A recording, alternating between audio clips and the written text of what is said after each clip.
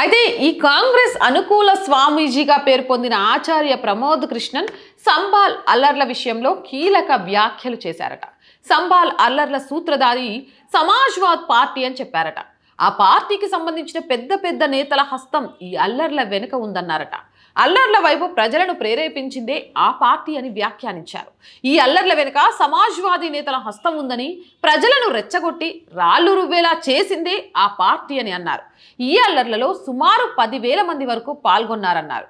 ఇంతమందిని అక్కడికి చేర్చింది ఎవరనేది అసలు ప్రశ్న అంటూ పరోక్షంగా సమాజ్వాదీ అధ్యక్షుడు అఖిలేష్ యాదవ్ అన్నట్లుగా వ్యాఖ్యానించారు.